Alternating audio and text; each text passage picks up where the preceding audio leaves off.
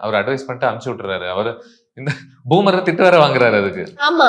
இல்ல ஏன்னா இப்போ சரளமாக யாராவது ஒருத்தர் ஒரு டைம்ல சும்மா அட்வைஸ் பண்றவங்க அத சொல்லிட்டு இருப்பாங்க. இப்போ ஜெனுயினா ஒருத்தன் ஒண்ணு சொன்னா கூட ஆமா, சஜஷனா சொன்னா கூட பூமர்ன்றாங்க. கரெக்ட்.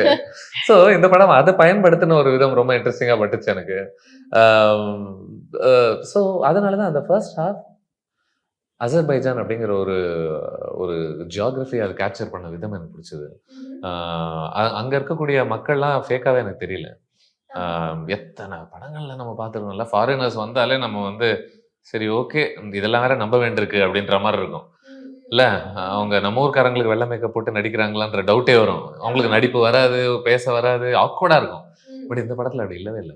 அங்க இருக்கக்கூடிய மக்கள்லாம் நிஜமான மனிதர்கள் போல தான் இருந்தாங்க. அங்க இருக்கக்கூடிய அந்த ஜபர் பார் ஒரு நிஜமான பார் போல தான் இருந்துச்சு. அந்த பரப்பளவு பயங்கரமா பயன்படுத்தினாங்க. கதைக்கு ரொம்ப தேவையா இருந்துச்சு.